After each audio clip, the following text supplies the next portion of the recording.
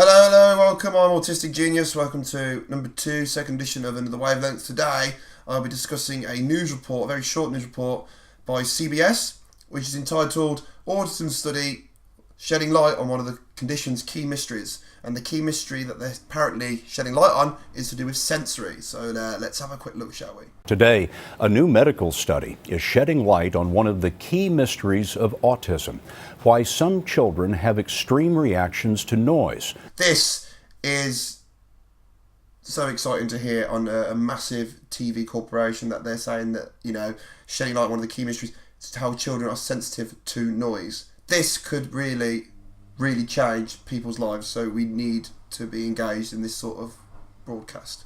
Dr. John LaPook takes a look.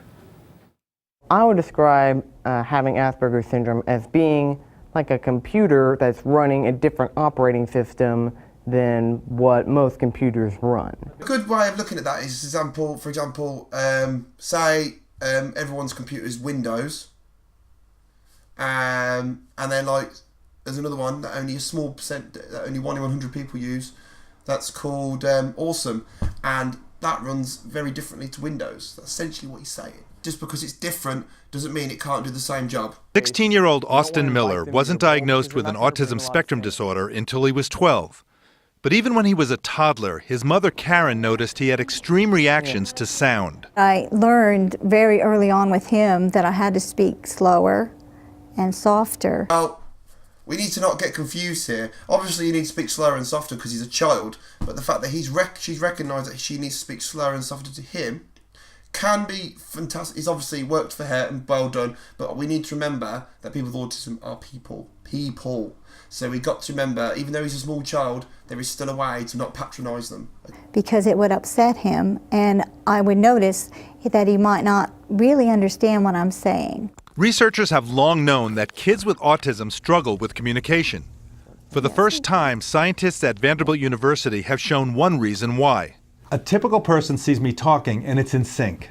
But in many kids with autism, there's a delay between what they see and what they hear. Now, I'm sorry to pause here, but I've watched this earlier before doing this. You need to really watch this. This is where your jaw will drop and your mind will be blown. This is fantastic. So they experience speech like this, out of sync. It's as if they're watching a badly dubbed movie where the words and the pictures don't match up.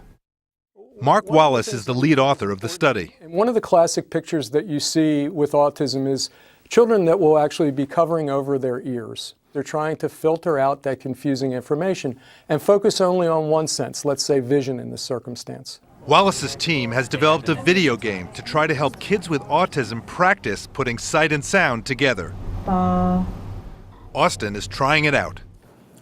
One of the researchers told me it's sound processing that's delayed in autism.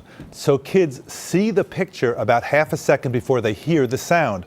Part of the therapy is to try to speed up auditory processing so sight and sound better match. Fascinating, John. Thanks very much. That is incredibly fascinating.